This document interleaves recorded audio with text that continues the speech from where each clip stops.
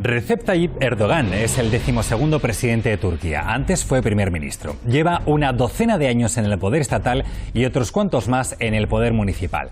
Desde la conquista del Estado que ha llevado a cabo Erdogan, es visible un enfoque mucho más global, mucho más ambicioso de la política exterior turca. Algunos lo llaman neotomanismo, donde Turquía renueva su influencia regional y su peso geopolítico en Oriente Próximo, con una cierta orientalización de sus relaciones exteriores y un absoluto desprecio por el derecho internacional. Cuantas reformas ha adoptado para conseguir el estatus oficial del país candidato a la Unión Europea se han paralizado, especialmente desde la tercera victoria electoral del partido AKP. A finales de mayo de 2013 comenzaron las protestas a favor del parque Taksim Gezi en Estambul. La dureza de la represión policial generalizó la protesta que se hizo ya contra Erdogan y su régimen radical. Pues a pesar de ello, volvió a ganar las elecciones y estrechó sus lazos con Riad para destruir Siria e influir en Irak a través del grupo terrorista Daesh. ¿A dónde va Turquía? A eso contestaremos hoy en Orientando.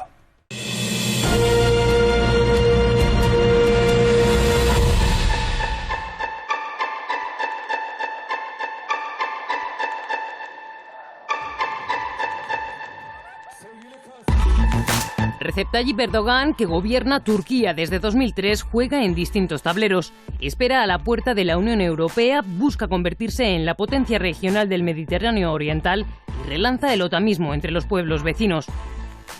Para ello ha convertido a Turquía en un país que desestabiliza y agrede a sus vecinos, en flagrante violación del derecho internacional y de los principios y leyes que rigen las relaciones entre los estados y las naciones. Una muestra fue su participación en la destrucción de Libia con sus aliados occidentales y árabes.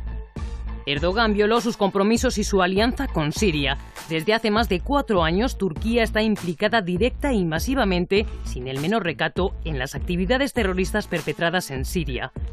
Erdogan busca desmantelar el Estado sirio, dividir su territorio y empujar a su pueblo al éxodo. Erdogan busca espacio vital.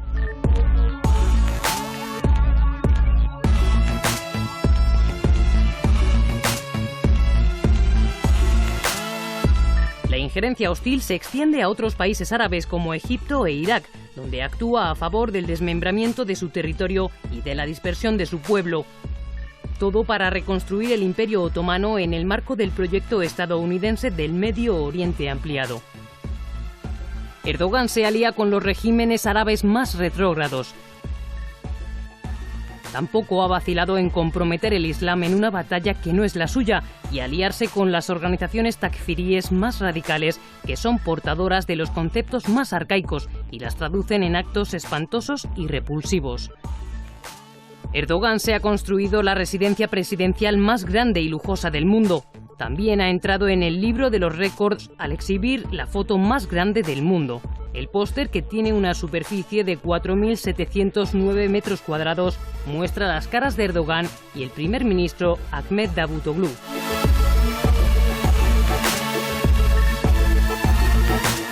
Curioso, ya lo han visto, el papel de Turquía. Por una parte es ese país eterno aspirante siempre a formar parte de la Unión Europea, aliado de Estados Unidos en la OTAN y a la vez juega ese otro papel ahora mismo de supuesto presunto aliado de grupos terroristas como el Estado Islámico, Daesh.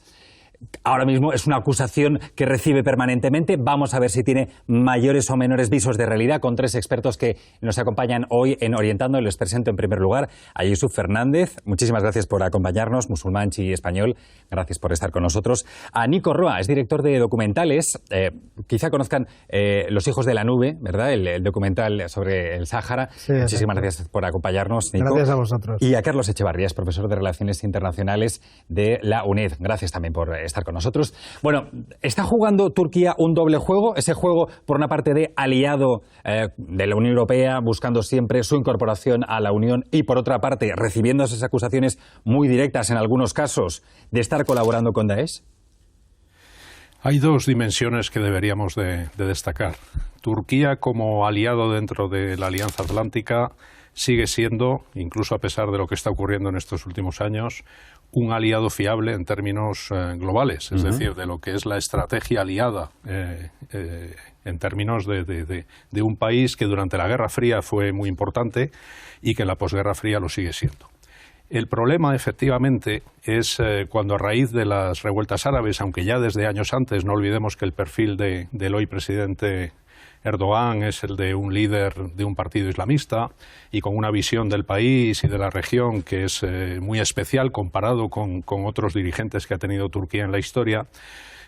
A pesar de esos años previos, el proceso de cambio se inicia con las revueltas árabes. Las revueltas árabes, a partir del otoño de 2010, y sobre todo la manifestación en términos de protagonismo, de liderazgo de Erdogan, entonces como primer ministro y como presidente, nos lleva ya a alimentar una serie de reflexiones y, por qué no, de críticas con respecto a lo que es su actitud regional. Pensemos sobre todo en las revueltas en Siria, pensemos también en las propias revueltas en Libia, que Erdogan ahí ya empezó a jugar un papel pues lleno de, si se me permite, de contradicciones. Pero, insisto, en términos generales como aliado y todo lo que es las distintas actividades de la OTAN, la defensa aérea, ahí Turquía sigue siendo un país fiable.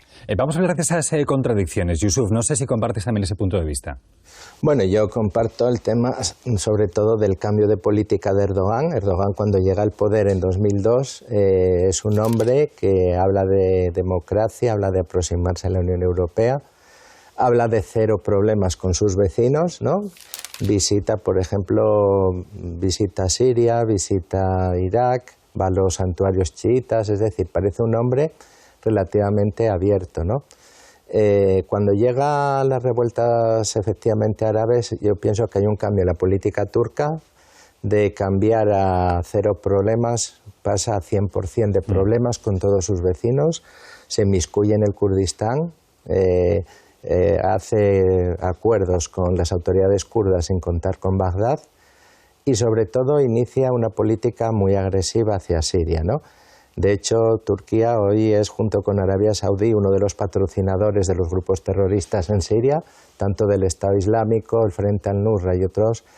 Y esto obedece también un poco... Yusuf, perdóname que te interrumpa. Es que esa acusación, lo que acabas de decir, es muy grave. Estás señalando directamente a un país como patrocinador, directa o indirectamente, del terrorismo internacional. Sí, así es. Es decir, además hay innumerables pruebas. En este momento hay 8 personas fiscales, incluidos y gendarmes turcos, que están siendo juzgados por traición, ¿no? ¿Por qué? Porque se atrevieron a detener y denunciar públicamente el caso de varios camiones turcos del MIT, del Servicio de Inteligencia turco, que llevaban armas, todo tipo de armas, municiones hacia la frontera siria. Sí, un vídeo, supongo que todos lo hemos visto, se ha visto también en todo el mundo, un vídeo de apenas 35 segundos en el que se ve efectivamente esos camiones cargados de munición y destinados presuntamente a grupos terroristas, aunque desde luego el gobierno lo niega. Sí, bueno, el gobierno turco lleva a cabo esta política de forma cada vez más clara. De hecho, por ejemplo, recientemente, cuando, digamos, Irán se acerca a la firma del pacto nuclear, Erdogan visita al rey de Arabia Saudí y llegan a un acuerdo para facilitar una ofensiva terrorista del Frente al-Nusra en la provincia de Idlib. Y así pasan miles de terroristas desde Turquía hasta Siria, ¿no? Y inician una ofensiva con el apoyo logístico y directo de la inteligencia turca, ¿no? Es algo que también ha apuntado directamente el ministro de Exteriores tunecino, justo señalaba esas facilidades que presuntamente estaría prestando el país, Turquía.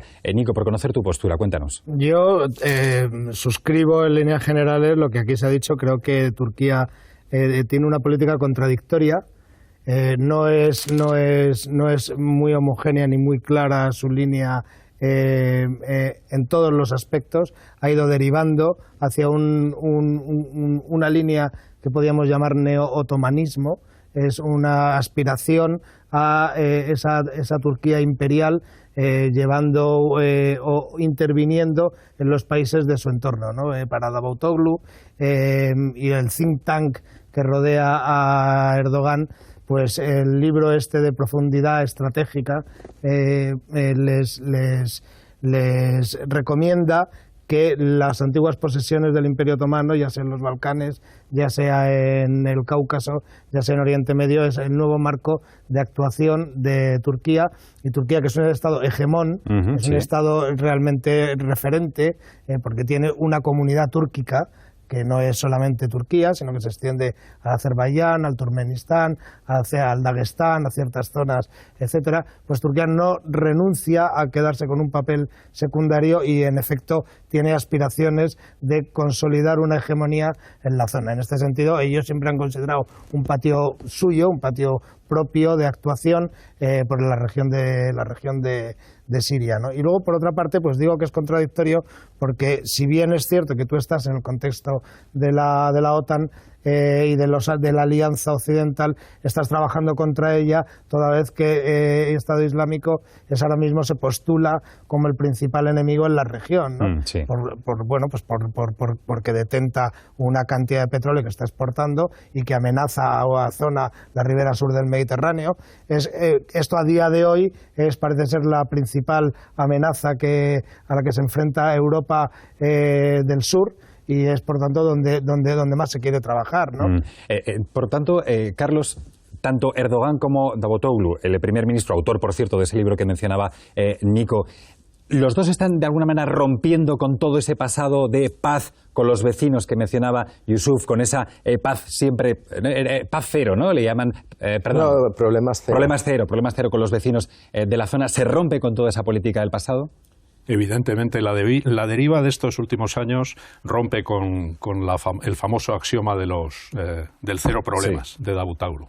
Pensemos que las revueltas árabes, esa explosión que no vamos a analizar en detalle, pero que sí sirve para contextualizar el proceso de cambio, o mejor dicho, la aceleración del proceso de cambio, porque los islamistas de la AKP están en el poder desde 2002 y hay toda una serie de cosas que han ido cambiando desde entonces, sin que eso cambie el estatuto de Turquía como Estado miembro de la OTAN. Vuelvo a lo que decía al principio, porque, por otro lado, es bueno que los telespectadores profundicen en el conocimiento de la OTAN como alianza, pero como organización de cooperación política, donde hay toda una serie de Estados miembros que, por ejemplo, no ven con buenos ojos las sanciones a Moscú y que ven con su manera de ver las cosas.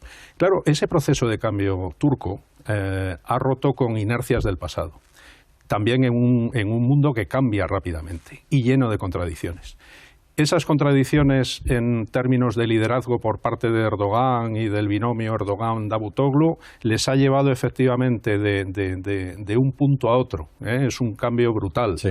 Y las contradicciones acumuladas en el conflicto sirio llevan a que efectivamente podamos estar hablando y debamos hablar de lo que estamos hablando aquí. ¿Por qué? Contradicciones, pues porque no solo Turquía, hay otros Estados miembros y no miembros de la OTAN, pero que conforman ese bloque que se conoce generalmente como Occidente o prooccidental, que han entrado en una dinámica de acabar, como sea, con el régimen de Bashar al-Assad, apoyando a unos actores, pero tratando de evitar a otros actores, apoyar a otros actores, léase el Estado Islámico, el Frente al-Nusra, pero perdiendo de vista que un campo de batalla brutal como es el sirio, apoyar a uno y no querer apoyar a otro es más una quimera y una fantasía que una realidad. Bueno, y en todo este cuadro que estáis dibujando, Yusuf, ¿cómo debemos entender la dimisión del jefe de los servicios de inteligencia militares turcos, que sorpresivamente, para muchos, de repente presenta su dimisión? Era una forma de decirle a Erdogan, de trasladar el mensaje de no todos internamente en Turquía estamos apoyando tu política internacional y mucho menos tu apoyo presunto a esos grupos terroristas. Bueno, yo pienso que en Turquía, si uno ve las encuestas, la política de Erdogan hacia Siria no es popular. En este momento, por ejemplo, hace 2 días había un informe de Reuters donde hablaba de la situación en las provincias fronterizas turcas y donde existía un gran malestar, ¿no? No solamente por la presencia de grupos terroristas, sino también por la propia política de Erdogan, que ha llevado a numerosos refugiados a esa zona y demás. 2 millones de refugiados estamos hablando. Es una presión también nacional e internacional enorme para Erdogan. Y luego no cabe olvidar una cosa, en Turquía hay una gran minoría aleví que se identifica con Bashar al-Assad, porque son, digamos, los alevis son cercanos a los alawíes, ¿no? Entonces, en Turquía hay una fuerte oposición a la política de Erdogan. Lo que pasa es que Erdogan, yo pienso que hay un tema también claramente que viene de sus raíces islamistas, es decir, de los hermanos musulmanes. ¿Por qué? Porque la política, si vemos por ejemplo la política de Erdogan, no ha llevado solo a un choque con Siria, ha llevado un choque con Egipto. Él ha dicho públicamente que sí debe irse, por ejemplo, y esa es una política que no conviene a Turquía como Estado, ¿no? Llevarse mal con Egipto. Entonces, la raíz de esto pues es simplemente la ideología de Erdogan. En Libia recientemente un barco turco ha sido atacado y el gobierno internacionalmente reconocido ha acusado a Turquía de apoyar el terrorismo. Entonces yo pienso que Erdogan está llevando a cabo la política de los hermanos musulmanes en la región, que su partido, el AKP, pues va de esto, ¿no?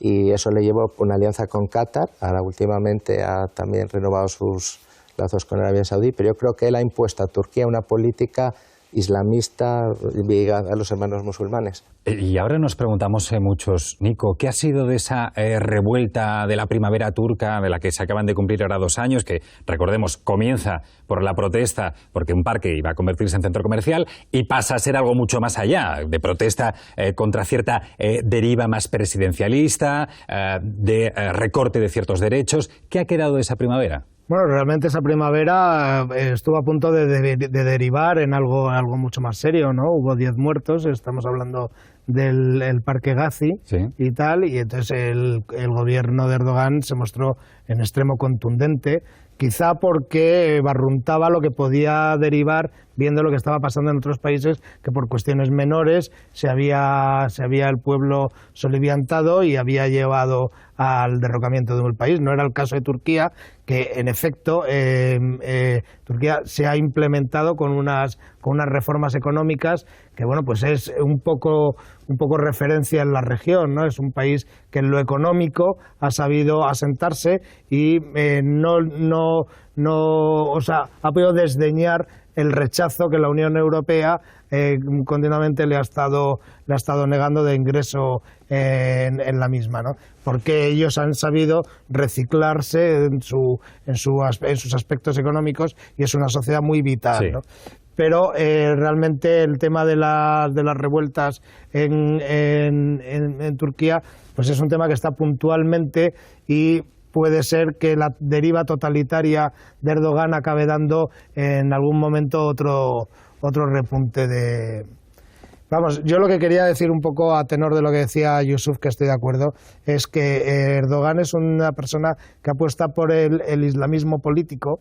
Y en este sentido, lo que ocurrió con los hermanos musulmanes en Turquía, a él le marcó un punto de inflexión. Y entonces las alianzas que en otro sentido pueda tener se convierten en animosidades. Veremos de todas maneras la deriva de los próximos meses o años de Erdogan, porque sigue siendo un personaje tremendamente popular en su país, aunque hasta ahora había tenido el apoyo de la economía. Pero ahora ese apoyo puede que no lo vaya a tener tan garantizado. Estamos hablando de un país que tiene un 11% de tasa de paro, que ya lo querría España, por otra parte, un 3% de crecimiento previsto por el FMI para este año 2015. Se habla de estancamiento ya claramente en Turquía. No va a contar con esa baza para las siguientes elecciones. ¿Podemos estar frente a un cambio de ciclo en el país? Podemos estarlo, pero también hay que tener en cuenta que no todo ha sido economía en Turquía para explicar el éxito de Erdogan. Aparte de que parte de ese éxito económico ya se heredó del pasado. Tampoco todo es obra suya. Bueno, lleva 11 años, ¿no? Efectivamente. Hay una dimensión en la que han insistido tanto Yusuf como Nico y que insisto yo, que es el perfil islamista. El perfil islamista del AKP y de Erdogan como líder le ha ido llevando en estos años, efectivamente ya son muchos años desde 2002, a ir laminando el Estado y la sociedad. Es decir, aprovechando la bonanza económica, aprovechando la vida cotidiana, sí, esa labor que, por otro lado, Mursi también trató de hacer en un solo año, concentrar poco menos que lo que había hecho Erdogan en una década, de ir laminando el Estado, de ir laminando las Fuerzas Armadas, la judicatura, la universidad, y de ir cambiando la fisonomía de Turquía. Y de ir asentándose como líder, algunos ya hablan incluso como sultán, en un país en un proceso de cambio. Las revueltas árabes vinieron después y han dinamizado todo en negativo. Tampoco perdamos de vista que las contradicciones del propio Erdogan fueron brutales en aquellas fechas. Él en diciembre de 2010 recibía de las manos del coronel Gaddafi el premio Gaddafi de Derechos Humanos y 3 meses después era uno de sus enemigos más furibundos, ¿no? Ese liderazgo de Erdogan, ese asentamiento en el poder con su perfil islamista, está permitiendo que el Estado y la sociedad cambien y que los cambios a peor de la economía no necesariamente se van a reflejar o no deberían necesariamente reflejarse en un cambio en las urnas. Yusuf, ¿quiere Erdogan resucitar de alguna manera el Imperio Otomano? Yo creo que en la práctica sí. Ha dicho antes, mi compañero ha hablado de esa corriente, los llamados neotomanistas que están asentados en Turquía. Y yo pienso que él efectivamente, cuando uno oye hablar a Erdogan, pues hay dos características, ¿no? La primera, él siempre ha denunciado que los kemalistas durante el tiempo que estuvieron en el poder negaron, digamos, públicamente al pueblo turco el derecho a conocer lo que fue el Imperio Otomano, sus logros, etcétera. Y yo creo que los que rodean a Erdogan son personas que hasta cierto punto pues que ven aquel Imperio Otomano de una forma pues muy idealista y consideran que Turquía sobre todo tiene una misión, ¿no?, que cumplir en ese punto. Y de ahí su intervención en Siria, en Libia, en Irak, en Egipto. Lo que pasa que el problema que esto genera no es algo inocente, sino que, por ejemplo, yo quiero resaltar a quiénes son los que está apoyando Erdogan en Siria. Son gente de Al-Qaeda directamente, son gente que entra en ciudades, asesina a los civiles, comete atrocidades, quiere acabar porque Siria, uno de los logros que ha tenido Siria durante muchas décadas y siglos incluso, ha sido la de crear un tejido social plural, ¿no?, donde había existe un pluralismo, donde los cristianos, por ejemplo, han vivido durante siglos, donde los alawíes están, etcétera. Sí. Y sin embargo, este pluralismo, por ejemplo, cuando la gente del Frente al-Nusra ha tomado Idlib, ha echado a los cristianos directamente de allí. Entonces yo creo que no pensemos que Erdogan está apoyando a islamistas moderados, no, Erdogan está apoyando a un régimen, a grupos terroristas. Sí, y hablando de alianzas y de amistades más o menos peligrosas o cuestionables, ¿a qué se debe esa alianza repentina con Arabia Saudí? Claro, bueno, pues con Arabia Saudí le une la necesidad y el deseo de acabar con el régimen sirio, pero entran en colusión porque luego las influencias en otros países no son del mismo interés, no son coincidentes, ¿no?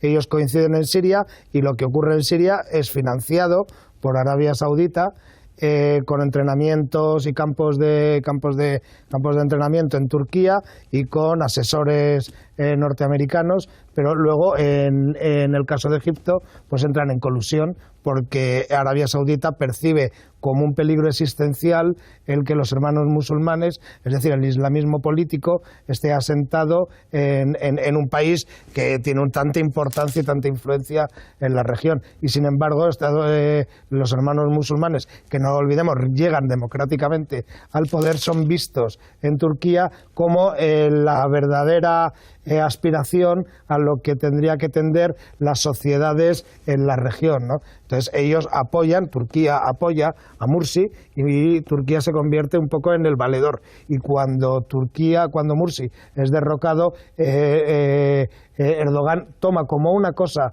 particular y como una ofensa particular que en los países del entorno aliados suyos no declaren que técnicamente haya habido un golpe de Estado y lo rechacen.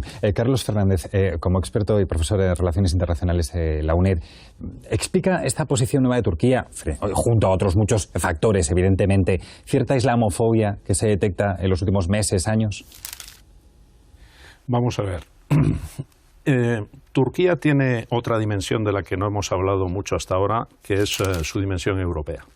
Y que Erdogan y su entorno dicen querer seguir manteniendo como prioridad para el Estado turco, es decir, ser algún día Estado miembro de la Unión Europea. Son candidatos desde 1999, no lo olvidemos, eso es algo que ya Erdogan recoge como herencia. Las negociaciones empezaron formalmente en 2005 y las negociaciones son harto complejas. No es tanto una cuestión de si los turcos son musulmanes y por tanto las complejidades se centran ahí, no, las complejidades son muchas. No olvidemos que Turquía tiene toda una serie de cuestiones abiertas que deberían de ser resueltas antes de aspirar a efectivamente ser Estado miembro. Bueno, esa dimensión de la relación con Europa, la interrelación entre comunidades, la presencia de millones de turcos en suelo europeo, es decir, la cuestión del Islam y de cómo se interpreta y de cómo se interpreta en relación con otros, es una cuestión que Erdogan ha venido manejando con habilidad desde su perfil islamista. Pero La cuestión de las revueltas árabes, y al hilo de lo que se ha estado comentando en el último ciclo de comentarios, no olvidemos que en lo que tiene que ver con Siria y con la guerra civil en Siria, ahí lo que se ha ahondado y se ha agravado es lo que en la historia del Islam ha sido una tensión, que ha tenido momentos de violencia, indudablemente, y escenarios entre la ortodoxia suní y la heterodoxia chií, pero que lamentablemente con estas revueltas en Siria, con esta confusión, con este animar revueltas unas más, ¿por qué no?, contra un régimen, lo que se ha profundizado es la brecha suní-chií. Y Turquía, en este caso, forma parte del frente suní, es decir, del frente suní, pero ¿cuál frente o qué frente suní? Pues el de los hermanos musulmanes, el de los islamistas, el que permite que, por ejemplo, Turquía hoy en día juegue peligrosamente en el campo de batalla libio. El de Siria seguiremos hablando, pero el que apoya a la milicia de Misrata, el que haya gente que va y viene de distintos grupos, algunos de ellos terroristas, pues efectivamente es una contradicción más. Bueno, vamos a ver, quizá no lo han visto y son interesantes, son desde luego muy curiosas las imágenes de la residencia oficial que se ha construido Erdogan, la residencia oficial más grande del mundo, no existe otra similar. 300.000, no quiero equivocarme, 300.000 metros cuadrados, costó 500 millones de euros, 3 edificios que albergan a hasta 1.000 personas, muy contestado, muy criticado, de hecho, hasta el Papa ha renunciado a hospedarse, a alojarse en esta residencia.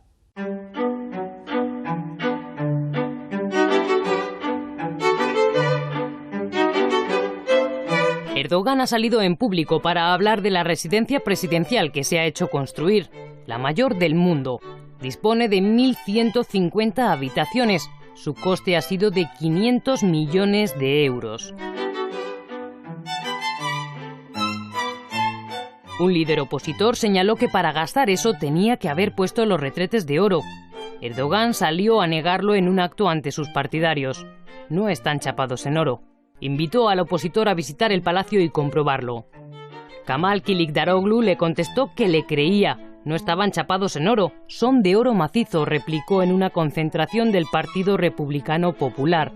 Los aires de grandeza del presidente turco, descendiente de emigrantes georgianos, tiene su punto álgido en la Guardia de Honor de su palacio, una unidad que viste uniformes de distintas épocas del Imperio Otomano, otra de las fijaciones del presidente turco. La megalomanía de Erdogan no se detiene ahí. Ha hecho que sus partidarios construyan una imagen suya con su primer ministro de casi 5 kilómetros cuadrados de extensión, la más grande del mundo.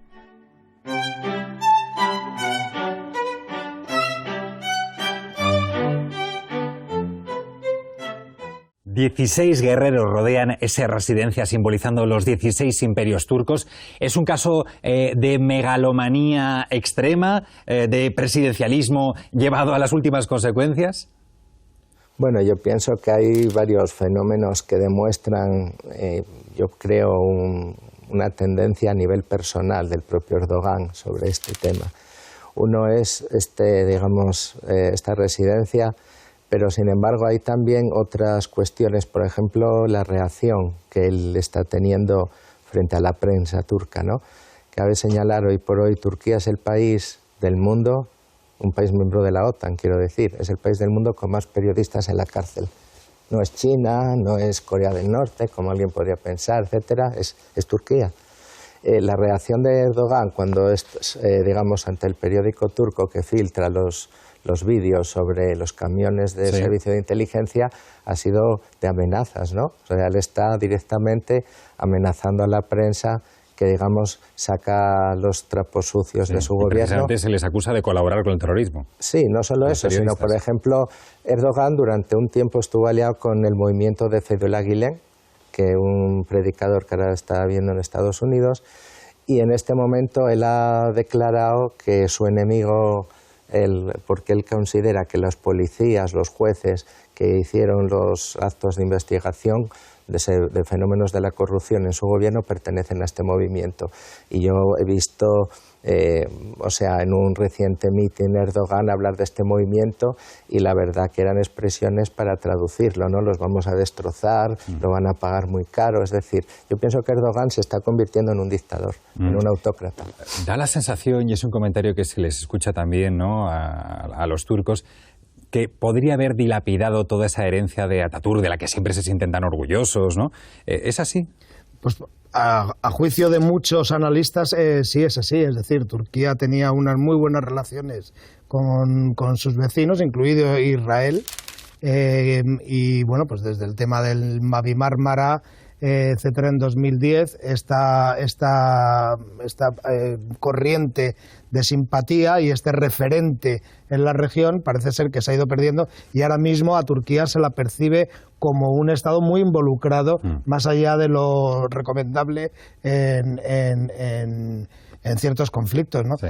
Pero evidentemente, pues Turquía no tiene por qué pasar por un declive, es decir, por ejemplo, recordemos que ella está intentando establecer unos cauces privilegiados con Rusia a través de lo que es el South Stream y tal, que es esa oleoducto que iba a pasar anteriormente por Ucrania y que, por Bulgaria, y que pues por mor de los acontecimientos de Ucrania, etcétera, pues ya no parece el sitio recomendable y lo va a pasar por Turquía hasta Grecia, ¿no? Esto a Erdogan le revitaliza y le pone de nuevo en el centro de la atención. Pero evidentemente yo sí creo que es un hombre con unos tics autoritarios que se manifiestan en este palacio que hemos visto y en otras muchas contingencias. Déjame que le pregunte a Carlos Echevarría, al que antes, por cierto, le he cambiado el apellido, por esa relación tan peculiar entre Turquía y Rusia en estos momentos. Sí, eso forma parte de las complejidades del propio Erdogan. ¿Por qué? Pues porque, vamos a ver, contradicciones no le faltan a él como persona. Hemos visto unas cuantas, habéis citado varias. Indudablemente. Ese liderazgo, eso de abandonar lo de cero problemas, que era tan importante y que seguro que alguien como Davutoglu pues, le provocará algún tipo de reacción interna, aunque no la manifieste. Pero vamos a ver, a Erdogan hay que escucharle en distintos foros. Sus discursos en estos últimos meses, por ejemplo, en la organización de la Conferencia Islámica, o cuando se reúne con Putin, o cuando contemporiza con la Organización de Cooperación de Shanghái, encontramos ante todo, un montón de referencias antioccidentales. Es decir, contradicción, evidentemente, para alguien que es el líder de un Estado que es un Estado importante dentro de la Alianza Atlántica. Pero digamos que eso es lo que es la riqueza en negativo del personaje, que tiene, por un lado, la legitimidad de las urnas, que es un jefe de Estado más, pero que luego abriga una serie de ideas en su perfil islamista, pero también no olvidemos que esa recuperación del esplendor del Imperio Otomano no es que lo buscara Ataturk ni su gente, pero es algo que, rascando un poco y elaborando un poco, se puede tratar de buscar, sobre todo en tiempos de confusión como los anteriores. Pero Erdogan, hay una contradicción más que también es bueno que pongamos sobre la mesa. Hace muy pocos años él ofrecía, en el contexto de las complejas negociaciones sobre el programa nuclear iraní, él ofrecía una fórmula para que el uranio enriquecido, es decir, lo que ahora ofrece Rusia en esta nueva fase que parece más productiva, la ofrecía él hace unos años. Y no olvidemos que durante muchos años el gasoducto que exportaba gas iraní a Occidente era el gasoducto que sigue existiendo hacia Turquía. Contradicciones, por tanto. Yusuf, ¿te despierta algún tipo de recelo, de desconfianza esa relación nueva entre Turquía y Rusia? Nueva en cuanto a que parece que se ha redefinido de alguna manera, ¿no?, en los últimos años. Bueno, yo pienso que ahí hay varios factores también. Yo creo que la política de Erdogan, aunque está colaborando con Estados Unidos y demás, también se habla de que ha empezado a tener sus diferencias, ¿no? Sí. De hecho, por ejemplo, pues se ha dicho que la relación personal con Obama se ha deteriorado, y esto pues le ha llevado a él a mantener una actitud un poco agria, ¿no? De hecho, por ejemplo, no solamente los acuerdos con Rusia, sino, por ejemplo, él intentó comprar a China misiles antiaéreos que se salían de las normas de la OTAN, y eso creó un conflicto en el seno de la OTAN y demás. Y yo creo que Estados Unidos tampoco está por la labor de apoyar los planes de Erdogan. Por ejemplo, Erdogan quería implantar una zona una zona colchón en Siria, apoyada por sus fuerzas armadas, y una zona de exclusión aérea en Siria, lo cual era un acto de guerra, ¿no? Y yo pienso que ahora, en este sentido, pues Estados Unidos hasta cierto punto puede temer, eso es ya un poco difícil de saber, la actitud de Erdogan, ¿no? En este momento yo creo que él va hacia una actitud peligrosa, que es que un choque, no necesariamente un choque físico, pero sí un choque fuerte político con Irán. Nico. Bueno, pues yo pienso que Turquía e Irán han mantenido unas buenas relaciones. Tú además has estado no hace tanto allí en Irán, ¿no? Yo he estado en Irán, sí, he estado en la zona del Kurdistán, incluso iraní, y bueno, pues realmente la zona está muy tranquila ahora mismo. Pero Irán y Turquía han mantenido siempre unas buenas relaciones hasta incluso en los momentos más complicados, ¿no? O sea, Turquía se benefició de los dos países en conflicto durante la guerra Irán-Irak. Es decir, comerció con los dos, a los dos les dejaba el suministro de petróleo y a los dos les vendió todo tipo de bienes necesarios, ¿no? Entonces, la relación con Turquía de Irán es estratégica y no debería de afectar o de verse afectada por otras consideraciones. Pero es cierto que Erdogan ha dicho últimamente que Irán se está pasando.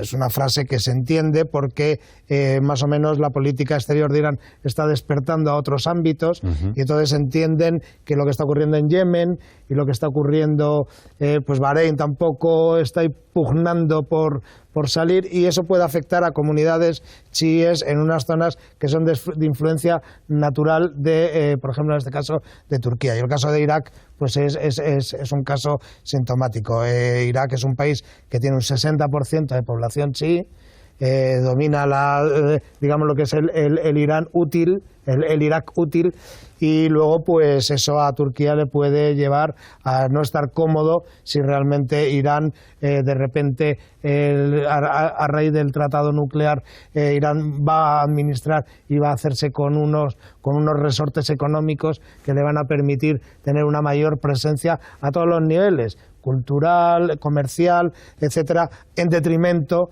de la influencia de la nueva política neotomana de Erdogan, ¿no?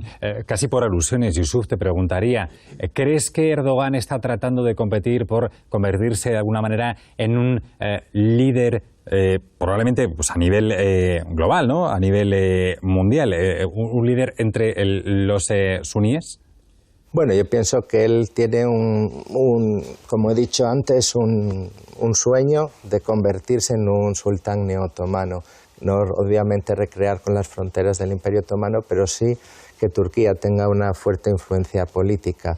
Lo que pasa que eso le va a llevar, como he dicho antes, a chocar con otros países de la región. Yo, por ejemplo, he estado recientemente en Irak y los turcos allí pues son mal vistos en general, ¿no? Por el tema de intromisión, sobre todo en el Kurdistán, etcétera. Yo pienso que hay una realidad también, que es que Irán tiene una alianza, que se llama lo que llaman el eje de la resistencia, con Siria, con Irak, con Hezbollah en el Líbano, etcétera. Y yo pienso que Irán ha dejado claro que esa alianza es intocable. Y yo pienso que eso le ha llevado a Irán a mandar tropas, no solamente para luchar contra, digamos, el terrorismo en Siria, sino para dejarle muy claro a Arabia Saudí y a Turquía que no se metan en ese terreno, ¿no? Carlos, si Erdogan fuera el sultán, ¿quién sería el califa?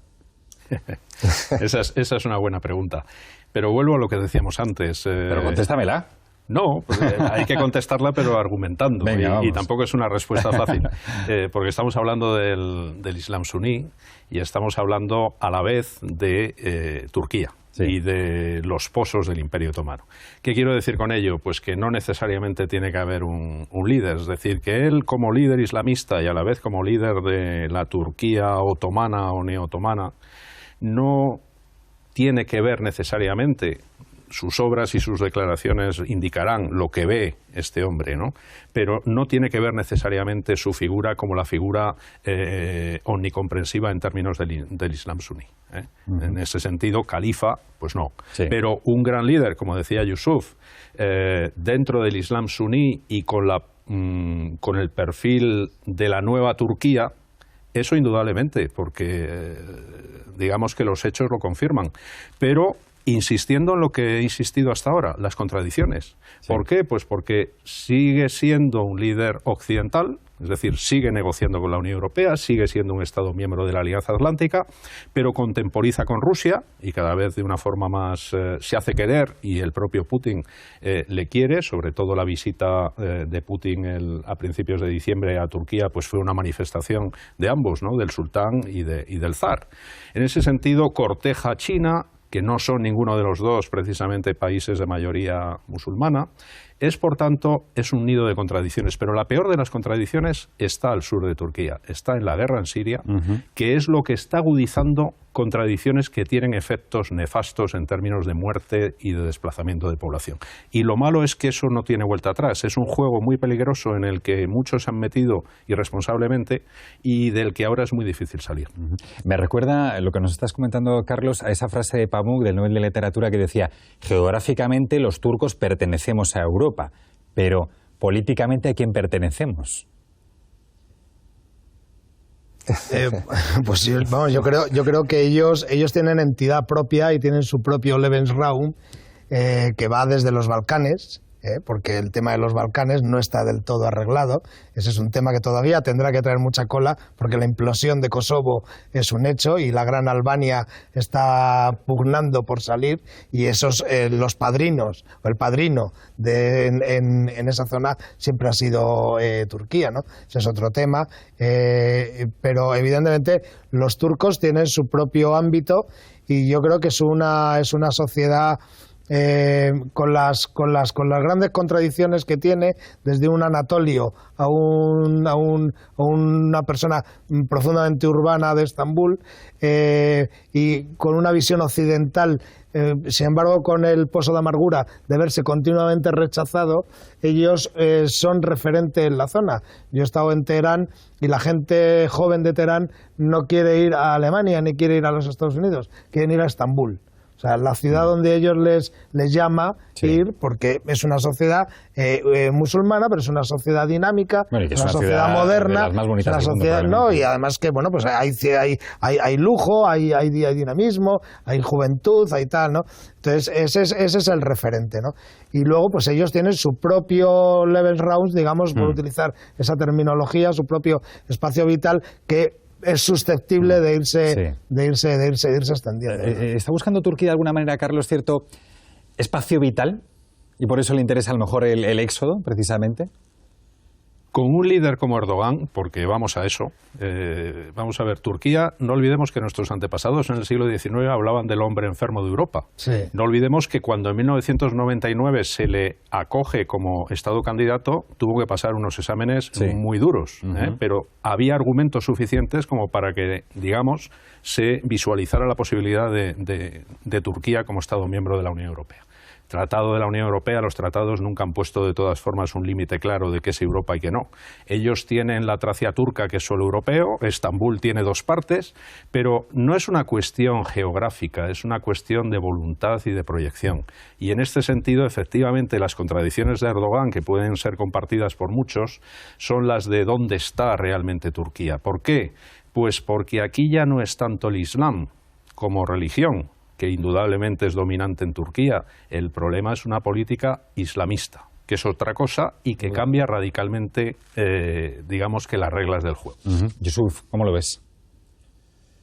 Bueno, yo pienso que Turquía en este momento no tiene ya muchas esperanzas de entrar en la Unión Europea. Yo creo que Erdogan, una de las causas también que pueden haber generado el cambio de política de Erdogan, es que él en realidad pues ya no tiene esta aspiración, porque además con su política que lleva a cabo en la actualidad sería muy difícil, ¿no?, que la Unión Europea le acepte, aparte ya por los argumentos del país enorme que tendría una gran representación en el Parlamento Europeo y demás. Yo creo que Erdogan, pienso también que hay como sospechas de que él ha utilizado el tema europeo para debilitar a sus rivales, como por ejemplo, pues él utiliza mucho el argumento de la Unión Europea para purgar el ejército turco, ¿no? Y entonces ha dicho, no podéis llevar una política de garantes políticos en Turquía porque eso viola los tratados europeos. Entonces él ha utilizado eso para destruir a la oposición de forma muy hábil, por cierto, y cuando él ha acabado con la oposición en el ejército, en la judicatura, entonces se ha convertido en el amo, ¿no? Entonces me estás diciendo que todas esas reformas de las que ha presumido mucho Erdogan, de la reforma del ejército, abolir la pena de muerte, despenalizar el adulterio, era pues un teatrillo para quedar bien ante Europa, ganar puntos ante Europa, y luego ha acabado haciendo lo que habéis estado relatando? Yo creo que él ha tenido una habilidad para desembarazarse de por ejemplo, el ejército turco en este momento ya no es un rival para él. En este sentido, no, digamos, él ha aprovechado obviamente estas reformas y demás, y después pues ha impuesto también una serie de, no quiero decir que ahora mismo Turquía sea un estado policial, pero sí, por ejemplo, la actitud que está teniendo él de represión contra la oposición, contra los manifestantes, etcétera, a mí me hace dudar de que Erdogan sea un demócrata real, ¿no? Sí, ¿qué oposición tiene ahora mismo Erdogan en el país, Carlos? Pues tiene básicamente la oposición republicana, tiene por supuesto en el mundo kurdo pues digamos que un pozo de... Y un partido político además muy emergente, sobre todo con mucho apoyo de las clases sociales efectivamente más, obreras. Y dentro del mundo islamista, no lo olvidemos, ese enfrentamiento con el grupo de Gülen, que durante muchos años fueron uña y carne y que fue útil e instrumental en el marco de esa laminación del Estado, ahora ha reñido con él, lo cual muestra también el perfil de Erdogan. Es decir, el perfil del líder, de la persona, tiene que ser analizado siempre, pero sobre todo cuando encontramos perfiles como este. Y también hay, digamos que, una potencial oposición dentro del mundo del islamismo. Pero ¿qué pasa? Que esa labor de Zapa durante tantos años le da un margen de maniobra, desde mi punto de vista, importante, incluso si la economía va peor. No sé, quizá Nico nos pueda orientar, porque claro, hay tantos conflictos internacionales abiertos ahora mismo en la zona.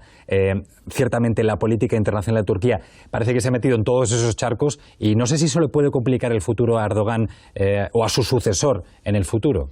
Pues yo creo que se lo está complicando. En el caso del Kurdistán es un caso que últimamente ha estado presente cuando el Estado Islámico se presentó a las puertas de Kobani y los turcos no dejaron que fueran a socorrerlo, porque de esta manera pues él estaba domeñando y impidiendo que su zona del Kurdistán estuviera activa, ¿no? Finalmente fue la alianza occidental la que obligó a que pudieran entrar a combatir y a bombardear a la ciudad que había tomado el Estado Islámico, pero porque realmente había una oposición y era un clamor, ¿no? Pero realmente Turquía se está metiendo en una serie de zona pantanosa donde no se puede vislumbrar muy bien cuál va a ser el resultado final. La guerra en Siria, que para mí tiene un único objetivo, no es la guerra en sí, sino la manera de aislar a Irán. Es decir, terminar de hacer el cordón sanitario contra Irán, crear el Estado fallido, donde siempre ha habido estados más o menos, bueno, pues serían autócratas, serían de la manera que uno quisiera, pero eran estados viables. Bueno, cayó Afganistán, cayó Siria y tal, y esto es una manera de aislar a Irán, que era en última instancia el objetivo a conseguir, ¿no? Entonces, el tema de cómo puede derivar el Estado Islámico en la zona y en qué puede terminar Siria, si se va a ir a una partición del territorio, si esto va a afectar al Kurdistán, si la minoría alawí, etcétera, pues todo eso creo que es un futuro un tanto incierto, pero desde luego siempre Turquía estará teniendo un papel importante que decir ahí. Bueno, nos quedan solo unos minutos, así que os voy a pedir rápidamente algunas conclusiones. Empezamos por Carlos. Pues vamos a ver, conclusiones. Confusión, que es lo que hemos puesto sobre la mesa, contradicciones agudizadas, no vuelta atrás. Me gusta insistir en ese término que, aunque es oscuro y pesimista, yo creo que hay que ser realistas en lo que respecta a la región. Se ha entrado en un túnel del que muy difícil se va a salir. E indudablemente, si hay algo importante, es que esa agudización en el enfrentamiento entre las dos grandes familias del Islam tiene y va a seguir teniendo un precio altísimo. Y va a seguir agudizando las contradicciones de los actores, incluido el turco. ¿Tan oscuro no lo ves tú, Nico? Yo suscribo plenamente lo de Carlos. Creo que hay varios conflictos solapados y es difícil escarbar para ver la génesis de todo, pero en el fondo subyace la división del mundo musulmán, la hegemonía de una tendencia, de una lectura y la de otra, y las aspiraciones imperiales en este caso de Turquía. O sea, al final nos encontramos de nuevo ante el eterno conflicto de suníes contra chiíes y te tengo que preguntar a ti, no estoy de acuerdo totalmente con ese planteamiento. Voy a explicar por qué. Porque Erdogan no solamente ha tenido choques con el mundo chií, sino suní, fundamentalmente Egipto. Egipto no hay chiitas, allí hay una minoría muy fuerte y hay un conflicto abierto entre Sisi y Erdogan. Libia pasa exactamente lo mismo. Yo creo que lo que se trata es de que Turquía quiere imponer un modelo vinculado a los hermanos musulmanes. No todos los suníes son islamistas de la rama de los hermanos musulmanes. Y yo creo que hay que decir que lo que se trata, yo pienso, es por un lado de imponer una visión. En este sentido también quiero recordar que Erdogan y Davutoglu son miembros de una asociación Said Nursi islamista turca que considera que tiene que hacer pues su expansión de su ideología. Creo que hay una expansión, un intento turco de expansión, pero yo creo que va a fracasar. Va a fracasar precisamente porque Irán ha dado un paso en este sentido en Siria que es irreversible. O sea, yo creo que ante la realidad, un choque con Irán, la propia burguesía turca de clase media alta y tal, hay signos de que está empezando a hartarse, ¿no?, del AKP. En este sentido, pienso que Erdogan va a tener un conflicto interno si, digamos, prosigue esta política de choque, ¿no? Bueno, muchísimas gracias a los tres. Creo que vuestros puntos de vista han quedado muy claros. El tema es tremendamente complejo, sobre todo precisamente por esas contradicciones, ¿no?, que habéis puesto en valor. Os lo agradezco muchísimo. A ustedes, nos vemos la semana que viene aquí en Orientando. Gracias.